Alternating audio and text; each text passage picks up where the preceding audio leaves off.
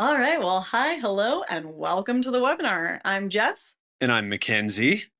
and we are about to get into a very exciting webinar with all of you in just a few seconds here. But Mackenzie and I wanted to go through a few of the housekeeping points that we think will help you get the most out of our time here together today. So, Mackenzie, where should we start? First, I want to draw your attention over to the questions section of your webinar console. This is the best place to get involved, get interactive, post all of your insightful questions, comments, feedback, and ideas. In fact, why don't you find the tab right now and give it a little test run by saying hi, hello, hola, whatever salutation you want to put out to the community today. And as a quick side note, that window is also the best place to reach out and let us know if you have any technical issues during the webinar. Don't forget that a browser refresh should clear up most of the common issues.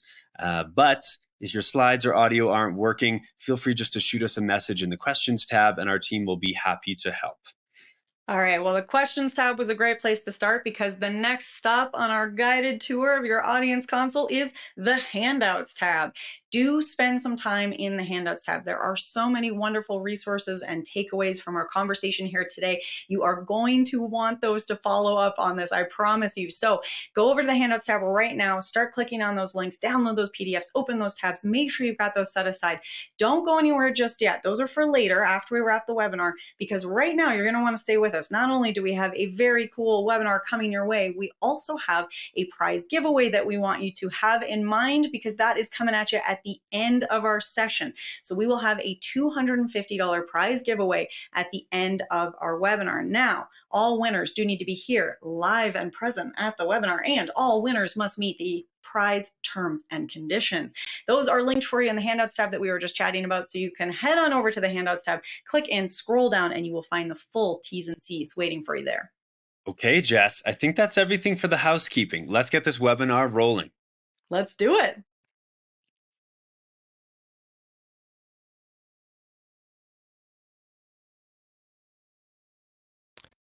Hi, I'm Phil Kurz, contributing editor at TV Tech Magazine and TVTech.com. We're here today to discuss OTT, or over-the-top television. It's easy to understand why so many media companies want to cash in on OTT. It's a big pie, and many organizations want their piece. One estimate for the OTT video market in the United States alone puts 2024 revenue at $134 billion and nearly $195 billion by 2029. Others may look at the true value of OTT as being far more about getting their content and message out than revenue. Joining me to sort these and other OTT issues out are Jesse Lerman, President and CEO of Telview, Jerry Budge, Director of Technical Sales at Telview, and Rick Phelps, co-founder of Brooklyn Media. Before diving in, I want to remind members of our audience we'll be taking your questions throughout today's webinar. Please submit them as they come to mind, and I'll ask them as we proceed. Also, feel free to access the resources you see in the handouts pane. One last reminder, we will be drawing for a $250 Amazon gift card, so stick around to the end of today's webinar to find out who's our lucky winner. With all that said, it's time to get started. Gentlemen, thanks for being here. Thank you, Phil. Why don't we start off with you, Jesse? Give us sort of a high-level view of what Telview does as it relates to OTT. Sure thing. So Telview is a broadcast tech company, and we offer playout and automation solutions. That includes for on-prem, cloud, and fast channels. We also offer a full suite of cloud video services, including for live and VOD streaming, and OTT, including your own branded apps. Telview has served the channel origination needs for the top MSOs, over 100 cable and telco operators, as well as hyperlocal and PEG broadcasters. And to date, we've deployed over 4,000 channels. Thank you. And Rick, why don't you do the same? Give us an overview of Brooklyn Media. Yeah, so I started Brooklyn Media just about 4.5 years ago. Prior to that, I was with Liberty Global in Europe in their big playout center in Amsterdam, and then with companies like Amagi and Deluxe Entertainment within their broadcast segments. And seeing the trend of cloud technology, software as a service, and also the dramatic change into traditional broadcast into streaming, I created Brooklyn Media to take advantage of all those services as kind of a large virtual service provider, combining the best kind of microservices from technology partners to do things like playout, things like VOD distribution or OTT fulfillment, as well as live Remy type productions for sports and local insertions for that. And I've had a relationship with Telview now, I think from the beginning almost, because they're one of my strategic partners with their platforms and software applications. Thanks. So let's talk about the OTT market just a little bit. Jesse, how would you characterize the interest level today of local broadcasters in launching their own fast channels, which are streamed over the top to viewers? I think interest has been growing, very quickly. If you look back, just a few years ago, things were pretty sparse, for local broadcasters and fast channels. And I think now you look at some of the statistics within the top 100 fast channels now, around 30% are from TV networks. There's been some really exciting news lately, things like the Amazon Prime Video and PBS announcement, where Amazon Prime's now going to be carrying effectively best of PBS channels with ads as fast, as pure fast channels, and including with that some additional free local PBS channels. I'm not sure those other channels are monetized in the same way as fast, but that's pretty significant, within the public broadcasting and PBS space. And then within, local broadcasters initiatives in platforms like Local Now, carrying local news channels. So I think there's really been, a really strong uptick, in the past few years, and it's heating up quickly. And certainly invite Jerry and Rick to chime in as well. That was going to be my next move. Please, gentlemen, give me your perspective. OTT channels have been growing at a steady rate for at least a decade. And it's just the natural evolution of folks starting micro, developing a viewership base, and then looking to go beyond their geographical limits. One channel that comes to mind is a tourism destination channel that we help in Hawaii. And they're now OTTing their channel that used to be confined to the cable system that they were carried by. And now people go home and sign up to stay in touch with the beautiful islands they fell in love with. So there's, I would say, regardless the market, whether you're a traditional network affiliate, O&O type, or if you're what some folks mistakenly call new media, folks that are just getting into video, there's plenty of opportunity. But the key that everyone, I think, on this call especially would understand is that it's all about the eyes. No eyes, no prize.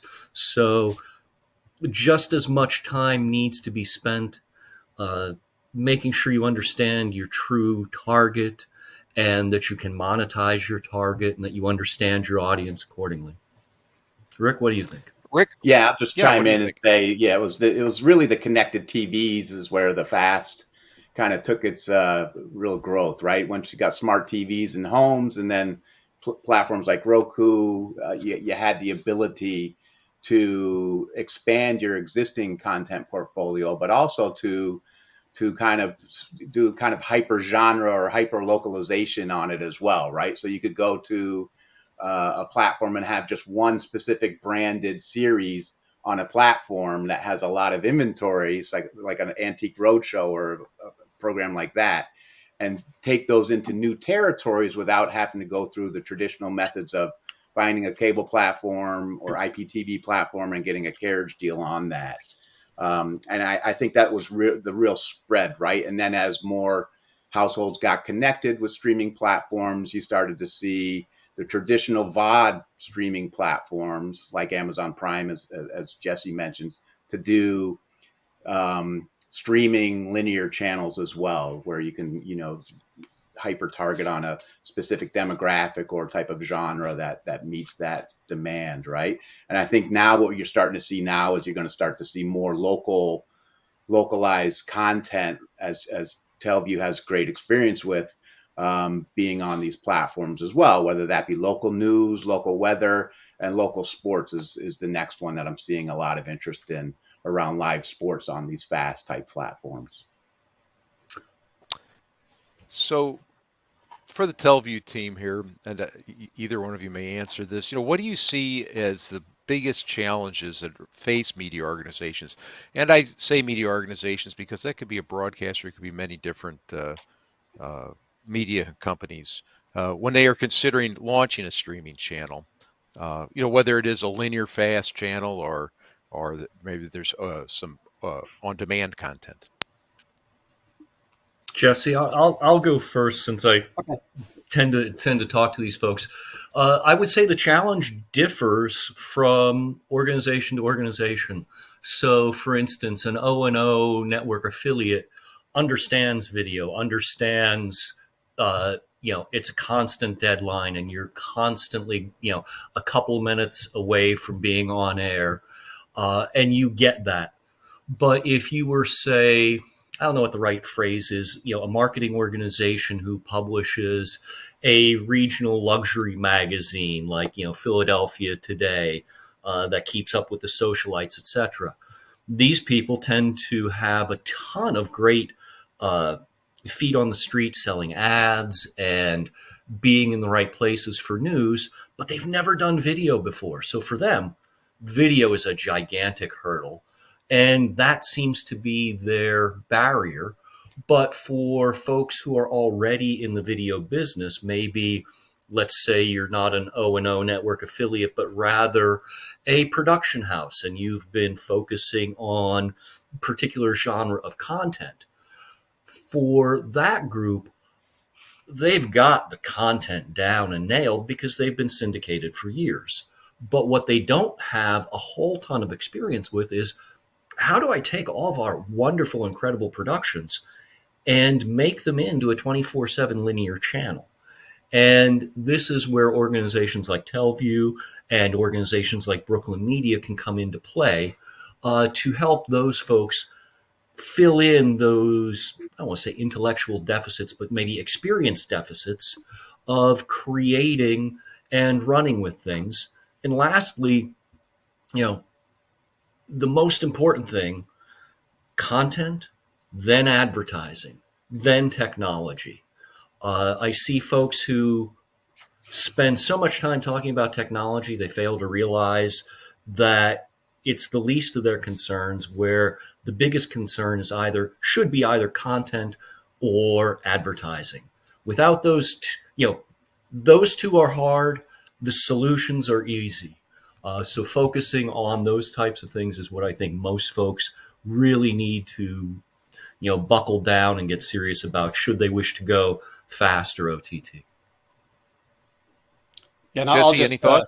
I'll just chime in. In terms of challenges, there's also, there's kind of a whole grade here in terms of, all right, if you have content, you want to create an OTT channel.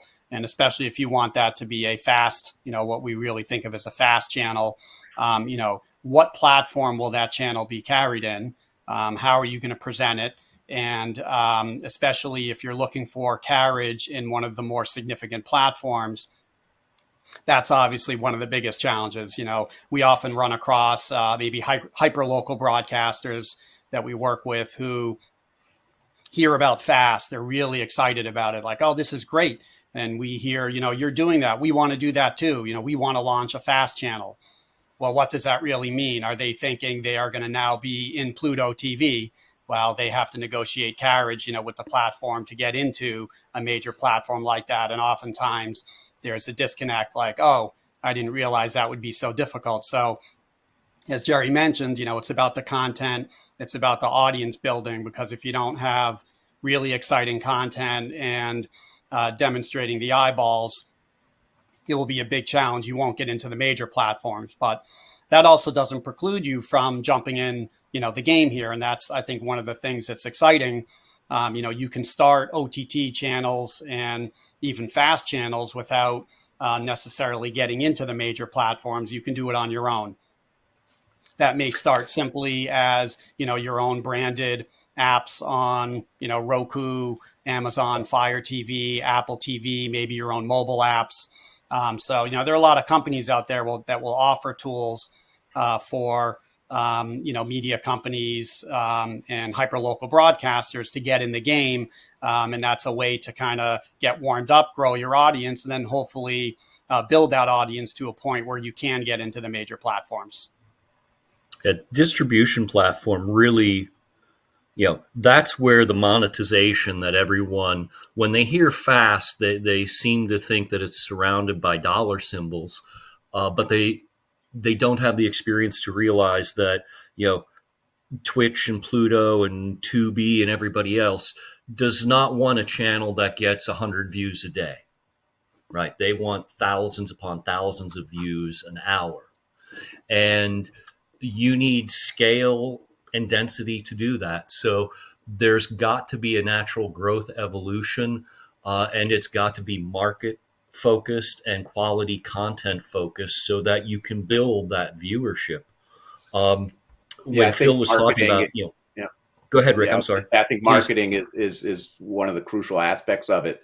10 years ago, I had one EPG and maybe one or two streaming VOD platforms where I would go to a landing page to look for content, right? Now I've got a plethora of not only streaming platforms, but cable platforms or virtual TV, Sling, Fubo, the likes, right, to go and get content. So how do you get your channels and your content in front of the right people? And that's one of the trickiest things I see is we take, fast channels globally as well, is getting, once you launch on a fast platform, you may be on the landing page the first month, but what happens in month 2, month 3? How do you maintain that ability to have your content in front of the right people when they come to watch something, when they come to consume, right? Because there's so much out there to go through these days, and it's for every genre too. I mean, there's 10, 15 kids channels, there's 10, 15 sports channels, there's 10, 15 true crime type genre channels out there nowadays. So how do you maintain that connection with your eyeballs that you want to catch? Jerry, I think you were going to say something there, and then I'll get back to the questions. Am I right? While we're still close to the idea of content and challenges, one of the anecdotes I can share with everybody about linear channel origination and what's valuable and what's not. Many folks have told me at many a trade show, and multi-video platform distributors, the story is often the same. They'll say something along the lines of, we don't care which news network goes offline or which other channel goes offline. We'll hear about it in 10 to 15 minutes.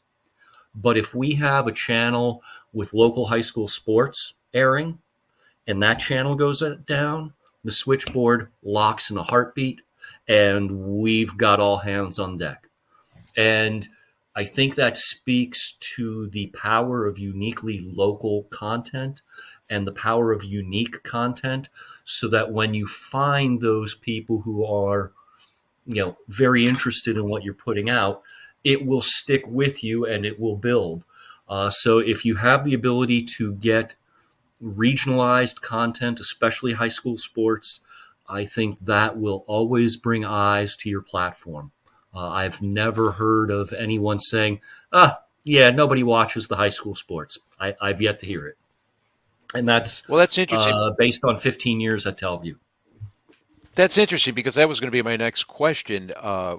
There's a whole issue of rights. And if you're a local broadcaster or if you're any other media organization, you're going to need the rights to be able to distribute that content.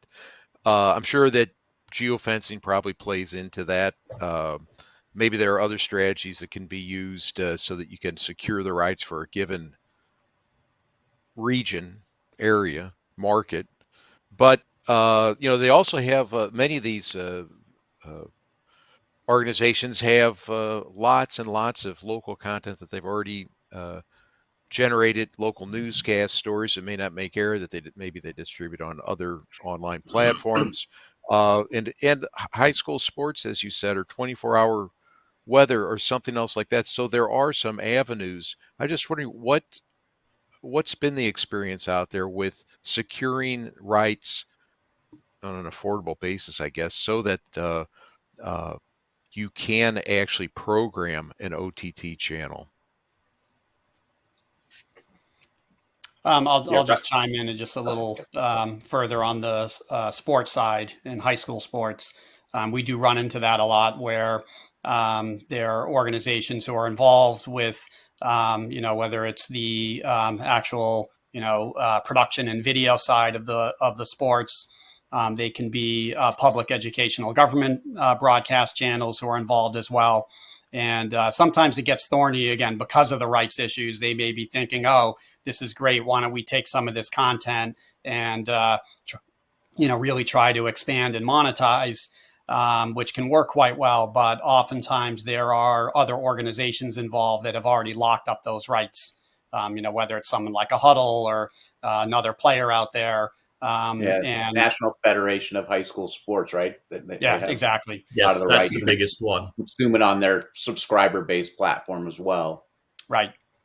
So, I think it's interesting too, as those who are closer to content like hyperlocal content like sports, and they make these decisions on what they're doing with those rights as the tools become easier and easier to launch your own channels and you have opportunities to monetize in different ways. There may be kind of a second thought on how quickly organizations are, willing to give up their rights to some of these organizations.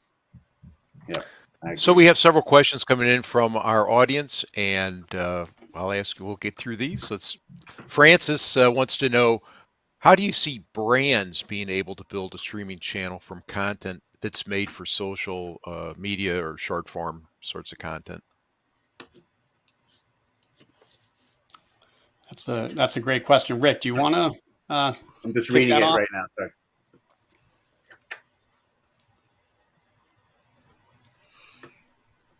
Yeah, I think it's a great idea, right? So when you have a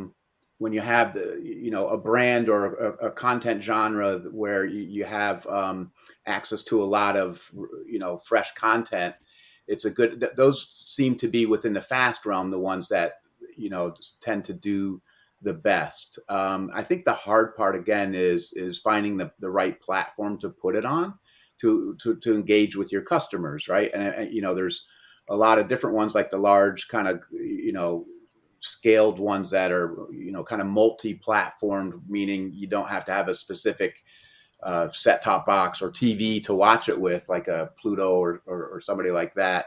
Those are great, but again, these are mature, right? And they want lots and lots of eyeballs on that. So I think if your content is something global, like your Mr. Beast or somebody, obviously every platform in the world is going to want you. However, if you've got more of a localized or a real subgenre of content that has a smaller audience, you really don't want to get diluted in those large platforms. You want to find a way to engage directly with those guys. And that may be your own OTT streaming platform or app where you can kind of capture that audience on an ongoing basis, right? Where you're not lost in the field of a bunch of other channels or VOD content.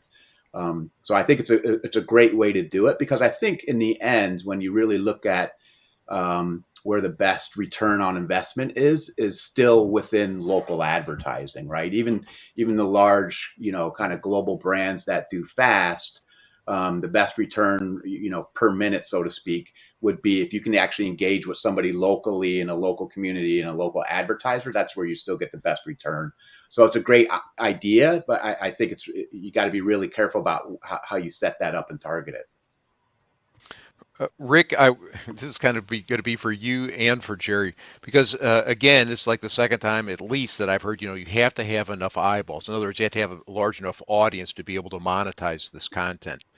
And on the other hand, Jerry's, talking about being inundated or being several people saying at trade shows to him that they get inundated with telephone calls if the local high school sports goes out for some reason, that channel goes out.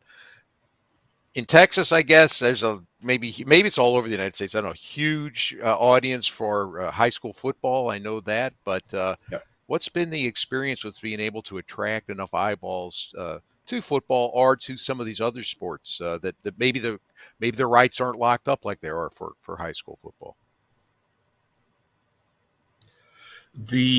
Speaking to just sports for a little bit, it varies from state to state. Some state athletic associations sign just a blanket contract with Huddle or NFHS, National Federation of High School Sports, and there's nothing you can really do to get around those kinds of things other than deal with the platform itself and forge some kind of partnership. But as far as developing the viewership base, that's critical, because that's, when people hear fast, they think of, traffic, third party ads being trafficked into your channel that you didn't do anything for. And that's what everybody really wants. But not many people can get there because they just don't have a significant amount of eyes to generate real money. If you're looking at anywhere from $6 to $10 per thousand impressions, it takes quite a few eyes to make it worth the effort. Now, worth the effort is the key understanding, and that's just basic business there of, what's our overhead, what are our costs to run this? And obviously, if you don't have to make content, you have a big cost thing, not an issue anymore. You just have to worry about getting into distribution and getting advertising out there to bring eyes in. But if you also have to make content and do all those other things, your break even is going to be much higher. So it will vary based on what kind of organization you are and how you're set up, and also, your ability to sell your own advertising. Because until you can get to a critical mass where somebody like Fubo is interested in picking you up for your geography, your genre, you've got to be out there scrapping on your own. Yeah, I think one of the issues initially has been where these people who have gathered up, like the high school, you mentioned the Texas high school football, and there are a lot of eyeballs in Texas for high school football. However, these platforms are kind of, built initially on a large scale where they're using programmatic kind of advertising, right? And programmatic is nice. However, you're not really getting the best value out of, the inventory that you have, I think, because it's just using kind of like the old digital strategy to fill ad space. So I think you really do have to then, take it to the next level to segregate it off a bit more and be more specific with a platform that really targets just, Texas football, for example. And I think you're starting to see it more and more because of cost of remote production and the whole infrastructure to support these types of channels. You're seeing kind of secondary and tertiary sports leagues, start to, broadcast their events as well. So you've got like rugby sevens, you've got, pickleball's a great example of one that really just took off. Now that's on ESPN. However, initially, people didn't think that would be anything that people would want to watch. So you're seeing, national lacrosse leagues, you're seeing, MLS obviously, but there's other soccer leagues, baseball leagues that are, starting to, become,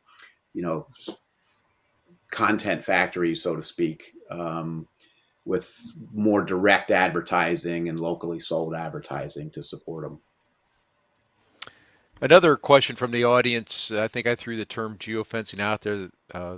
They would like to know what geofencing is, and and how do you secure it contractually? My idea when I threw that word out there was that it would be possible to identify IP addresses and by region and kind of limit the distribution to that area if that's what the contract called for.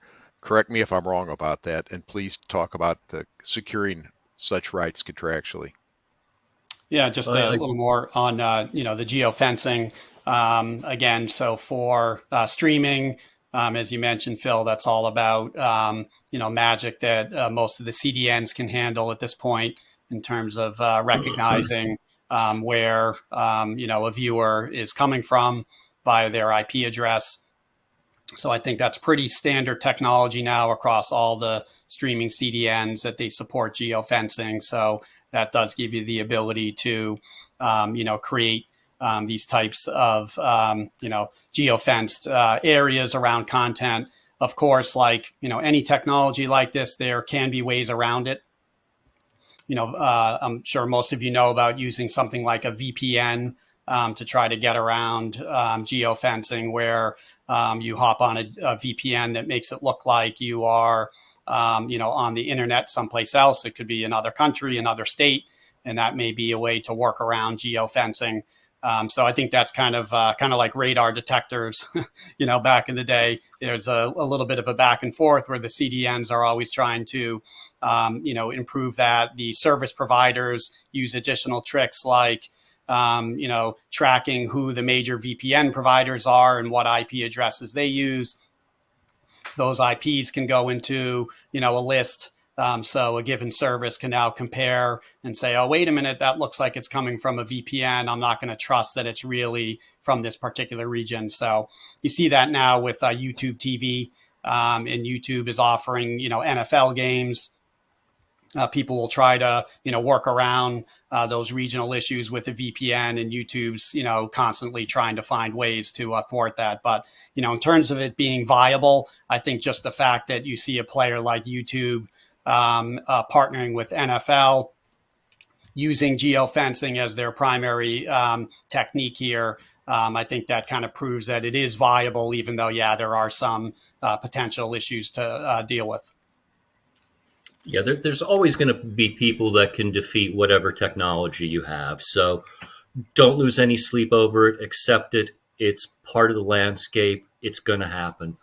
Instead, focus on how do we come up with content to go beyond the geofence, because what is the point of the geofence? It's to respect the DMA boundaries. But if you're a business that you're making your own content, that content, because you've created it, it's not a syndication, you can now send it to the entire world. And that's where I think you need to focus. Yes, geofencing will protect you and keep you within the scope of your distribution contract, but you should be focusing on doing things that will get you above and beyond and outside, because that's where you can be stuck to the 5 counties that your DMA covers, or you can be stuck in 5 countries. You got to take your pick. So another question from the audience here. I don't know exactly how you're going to feel about this, because you're primarily focused on the streaming side. But there's a question that says, perhaps you can address ATSC3 OTA broadcast/IP multicast and how it fits into the mix, if at all. And I just as a fellow who reports on this constantly, I'll say the most recent sorts of developments in this regard may be what Sinclair is calling broadcast-enabled streaming television, or BEST TV, and what I think Pearl and some of the others call IP broadcast. So specifically as relates to broadcast and streaming, I can tell you that there is the ability now to transmit over the air just a few bits of information that will appear in the electronic program guide on a television set. Now, you're not transmitting the whole channel, you're just transmitting the data to say that a certain channel exists. And for viewers who are watching on a smart TV that's connected via the internet, then the viewer can select that like they would select any other channel from the electronic program guide, and the TV will go out and retrieve that, and it'll be streamed, and they'll never know the difference. And the benefit to the broadcasters is they save bits, especially in this very constrained bandwidth situation that we're in right now, where the 3.0 transition is being done on a voluntary basis, and essentially broadcasters and markets are ganged up on one stick and sharing one channel in most markets right now, and all the rest of the over-the-air bandwidth is devoted to 1.0. So that's one of the most recent developments.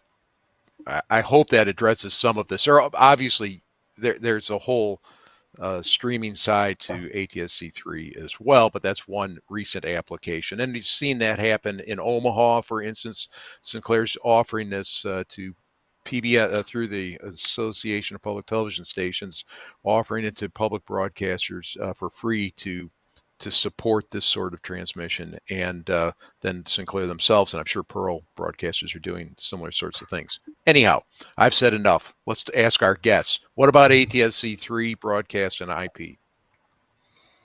Again, just adding on to what you mentioned, Phil. The idea of effectively, or the equivalent of fast channels over ATSC 3.0, which is using streaming technology under the hood. So now you get into the terminology game. Is fast limited to strictly over the internet, or if we think of ATSC 3.0 leveraging streaming, are these channels also called fast channels, or you use the term best channels as well? I think it's clear that this, I think we'll see more and more of these effectively, free linear TV channels over ATSC 3.0. That's a great application, and that I think will, as we see adoption increase for next gen TV, we should see an explosion of channels. Whether you call them fast, best, it's going to be ripe for just seeing more and more channels launched. Anyone else? I would just add that Jesse and I sit in between New York and Philadelphia, and we've spoken to channels in both markets about, hey, if we do best, we want it to be different than, our main network feed. And, how do we originate something like that? And they are focusing solely on going after their own content, expanding what they're bringing in for that content in preparation for that, so that they can truly do without the geofence and go after eyes that are not in their traditional market of their DMA. So there's a lot of research, but other than Omaha that you've mentioned, I've not seen anyone really taking that next serious step.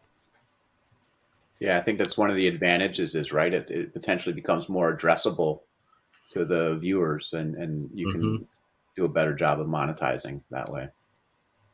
Indeed. So I'm sorry, I thought you were finished, Rick. No, I'm done. Okay.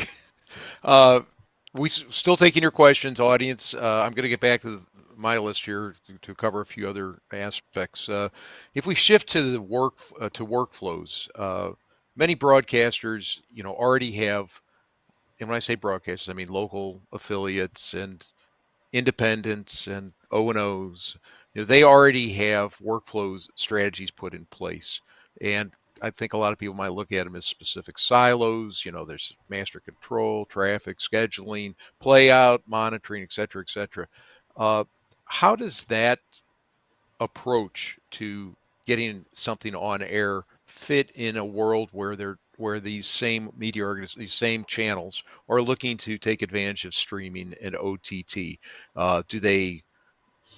Do they somehow integrate all that into the OTT world, or do they have just separate workflows? So what makes the most sense? What I have seen is that the individual islands of broadcast, which you mentioned, we've got our traffic and billing, master control, content, etc. That does not lend itself financially to being a viable strategy for new or small market folks coming up. Too many contracts, too much money, too many moving pieces, too much experience required. For the O&Os, you've lived and breathed this since the 50s, not a big deal. But for everybody else trying to get into the game, they are very much not interested in working with 9 different solutions to make a channel happen. They're interested in working with 1, maybe 2.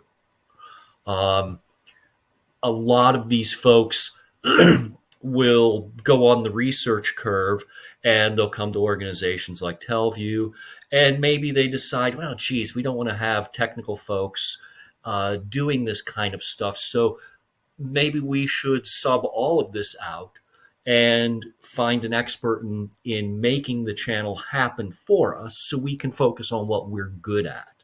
And that's generally what we recommend, is focus on what you're good at and find external resources, especially like Rick's organization, to do that other hard part for you so that you can focus on what you're good at, be it advertising or be it content creation.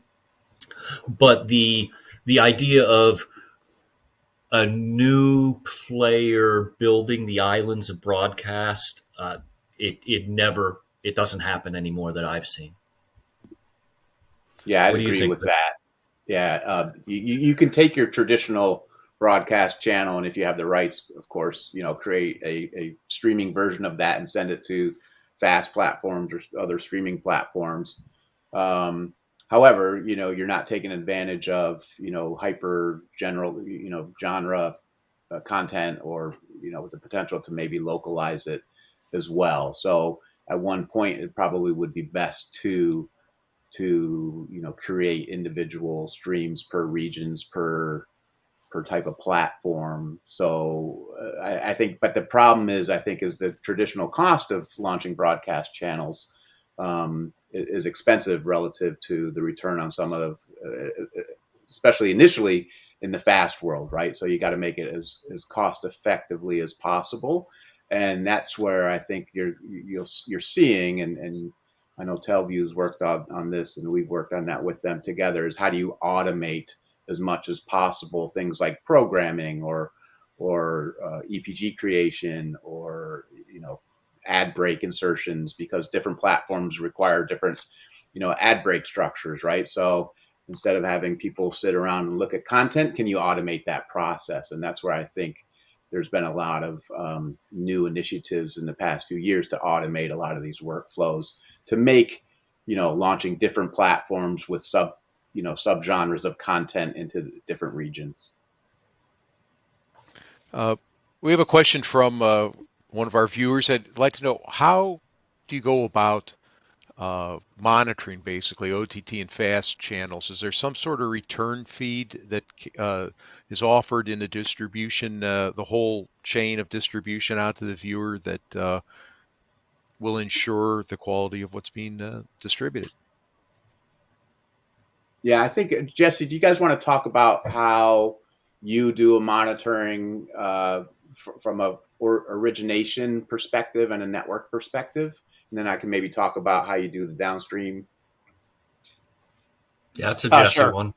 Yep. So, and again, some of this is dependent on how, these channels are ultimately delivered, because there can be, certainly a variety of delivery mechanisms at the technical level, whether it is a HLS stream that is, pushed in to another CDN from, a partner who's involved, or sometimes there can be direct streams like a, secure, reliable transport SRT stream that's pushed. So, sometimes depending on the delivery mechanism, there are different analysis tools that are used in the chain. But normally, you have something, like a, video stream analyzer in the mix. Sometimes playout solutions and software have some of their own integrated monitoring that's built right in as well. And you usually want these at different places in the chain. And then likewise, there's the ultimate return. Where is that final channel, being delivered? And oftentimes there are going to be tools that are employed there to monitor that streaming output. If that's an adaptive bitrate HLS stream, and again, that could be provided by the final platform. So if you're delivering into a Pluto TV, for example, they're going to have their own tools as well. So really, it's kind of a mix of pretty classic video analysis tools that will be used, maybe different tools depending on that distribution, and they're typically located at different points throughout the chain. So if you're part of a larger platform, you probably have that platform itself doing that key analysis and handling that part. If you're doing something like your own OTT channel, kind of a self-branded, owned and operated, then that may be, at a different point. So again, you kind of get that whole scale depending on whether you're doing it more owned and operated or through a platform. Yeah, we do a Rick, lot did of you want to talk a little bit more? Oh, Yeah, we do a lot of video monitoring if we can get feeds in along points of the chain. So we'll have an origin point coming out from us. We'll have a return feed from a taker somewhere, or maybe a satellite downlink if it's a traditional broadcast channel as a return feed. But as Jesse was mentioning, it can get kind of complicated in this world of OTT and FAST, where we may be originating a channel, we might hand it off to create a stream and hand it off to Jesse, who integrates it into his kind of CDN mux for streaming, so to speak. And then they're handing it off to somebody who could be like a whirl in between that's going to a Samsung, and Samsung in one region is using Whirl CDN, but in another region they might be using their own CDN. So, and then obviously there's the next step of going to the actual devices that people watch on as well. So it gets pretty complex in there. So I mean, what we've done is create kind of one point of contact for anybody along that chain. And then as much as you can see into the streams, whether it's technically or visually, we try to do that as much as possible as well. Because if we can see visually, it's the return feed from the catcher at, platform A, then we know that, origin, CDN are working well, but it's something with that device specifically. So we can troubleshoot a lot faster. And I think that's probably one of the tricky parts of it, where you have so many different kind of handoffs in this chain now. It's really hard to troubleshoot where it's at, and it's really, in some cases, it's hard to actually get return feeds as well. So it's intricate, but I think progress has been made there to get more advanced in that. But it's still one of the kind of difficulties you have as seeing an end-to-end system across OTT. let's talk a little bit more about monetization and streaming, whether it's OTT or FAST. Rick, I believe you said that the biggest bang for the effort, I guess, from a revenue point of view, would be commercial insertion, not the programmatic sorts of revenue models for ads, but actually going out and selling time into a FAST channel, for instance. I was wondering, could you discuss that a little bit more, everyone? And also, are there other revenue sources that can be derived, other sorts of advertising placement, or something else that those who are considering a FAST channel might cash in on? Yeah. I think I'll jump in kind of on the monetization aspect of this initially, because there was another question about we talked about it earlier about brands creating streaming channels, and I think you look at Dude Perfect, I think is a great example of that, right? Just a bunch of guys shooting hoops off of garages, et cetera, and now they have this big empire. Where and the way they're monetizing is they're doing, not only are they doing kind of localized content and local insertions and selling, because they have such wide distribution now, they can sell localized ads on their content, but they're also monetizing from a merchandising perspective as well. And I think if you really want to marry this all together, you have to have a really good second screen environment, and as well as kind of an offline portal, so to speak, where you're engaging not only on the streaming platform but via social, via Instagram, via X or whoever else out there, where you're engaging with these viewers to create a kind of a triangulated viewership, so to speak, and a second screen experience. When my teenage boys watch TV or watch a basketball game, they're on their phones the whole time, right? So how do you capture that as one kind of ecosystem to be able to monetize based upon that? You know, you got to be able to sell that shoe via the streaming or via the pop-up that comes up on the ads that he's looking at on his phone. And so I think the more you can take advantage of that, the more you'll be able to maximize that. And I think, and Jesse, maybe you guys can speak, and Jerry can speak to, you know, the local, you guys do extremely localized content, and how do they engage with advertisers and viewers? From my seats, I see two two avenues. You know, for your, you know, one is more like your PBS like idea where you're selling sponsorship for a particular genre or program itself. That elevates up, you know, into the next level, which is pay to play, where a channel might go out and hustle up 6 or 10 advertisers, and those advertisers will just get put in a run a schedule loop, and it will look more like traditional programmatic where, you know, you got 8 minutes and then an ad break and 8 minutes and an ad break, and that is directly programmed, you know, quite simplistically, directly programmed in their broadcast playout, and that's their monetization going forward. And then the third level of it is now, you know, and this is what all, you know, channel originators do, is they create their channel and then they put in their national ads, and they also will put a trigger in for local avail cover, just like it's always happened in over the air. And now your local folks, you know, your downstream in fast, etc., can now traffic those ads, and that's money that you didn't have at all, and you really didn't do anything other than create a critical viewing mass, make a good channel, and do right by putting in proper triggers, etc. So it just depends on how far you want to go through that evolution. Jesse, what do you think? Yeah, just you know, chiming in beyond the you know, the you know, kind of standard ad triggers and downstream ads, as Rick mentioned. You know, tapping into interactivity, you know, things like in-app purchases, second screen. That does open up a lot of opportunity.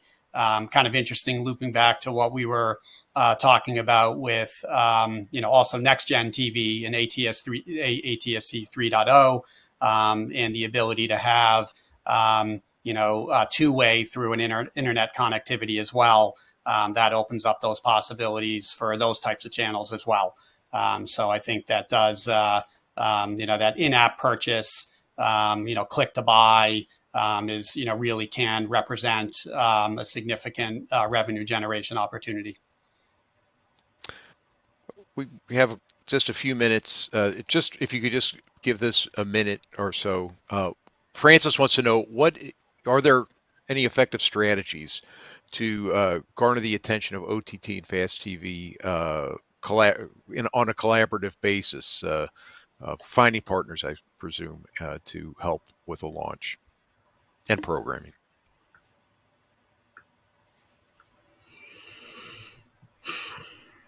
Effective strategies? Yeah, I don't think I clearly understand the question. I think what Francis is getting at is, how do you get more attention from partners that may support you with your channel? Okay. Well, I think that's what I take away from that. It depends on who the partner is. Everybody has a pressure point. If it's the distribution platform, you know, no disrespect intended, but they only care about how many people view your channel, period. Focus entirely on that. If you're looking to create a micro niche, obviously now you've got a completely different sell. You are looking for other believers, fanatics like you, and those will come along very easily. In regards to an effective strategy for vendor side, I would say you should always be looking at their history. How long have they been doing this? How long have they been doing HD? How, you know, do they understand web streaming? What, you know, do they have deployed apps? Just going And, this shouldn't be news to anybody, but you never want to go and be the patient of the first patient of a surgeon fresh out of medical school. You want to be the 1,000th, the 10,000th. Why would you want to be the first channel deployed by this new technology? Dangerous. Find folks who've been doing it forever, because they know the things that you don't even know to ask yet. In my relationship with Rick over the last bunch of years, I've learned a ton, and I've been doing video and video channel distribution and creation since the mid 80s. Look at me, I'm an old fart, and I'm still learning things from Rick, because Rick has different scar tissue and is decades deep in a different segment. If you find somebody that's months deep, good luck. Okay, we're really short on time, but I'd like to give each Telview and Brooklyn Media each a minute to tell us a little bit more about your offerings, and then we'll wrap this up. All right, Jerry, you want to just tell a little more? I kind of gave the intro at the beginning. You want to talk a little bit more? I would just say Telview has been in the linear origination game for decades, not months. We've been doing HD since before the off-air world went HD. So all of these things are old hat to us. Our first cloud service was 2002. Let that sink in. So we're here to do this. This is all that we do. We don't also have, other things. We focus on linear origination and getting your channel out there. That's really what we do. Whether it be hardware or hosted, we have all the solutions you need. Okay, thank you. What about you, Rick? Thank you, Rick. Yeah, quickly. So Brooklyn Media, we're kind of like a distribution partner in the physical world. Who our partners. They aggregate and create content, and they give it to us. They give it to me on a cloud storage infrastructure, and they go out and try to sell it and market it. And then when they need to deliver it, they call me and say, "Hey, we need a linear channel to go here. We need VOD content to go to this region. We need a fast channel, or we need an OTT platform." We do that for them. And then things that you get from a typical brick and mortar service provider, like monitoring, like, infrastructure hosting, like localization of dressing sports feeds for different regions with ad insertion, where you need actually people to do that. We provide that as a service as well. Well, that's all we have time for today. I want to thank our panelists, Jesse Lerman, Jerry Budge, and Rick Phelps. Thank you for being here, gentlemen. Before we wrap up, it's time for our prize giveaway. Today's winner of a $250 Amazon gift card is Kylie Nicholas from Arizona. Our team will be in touch after the webinar. One last thing, be sure to check out my articles and those of my colleagues at tvtech.com. Thank you for watching. Goodbye.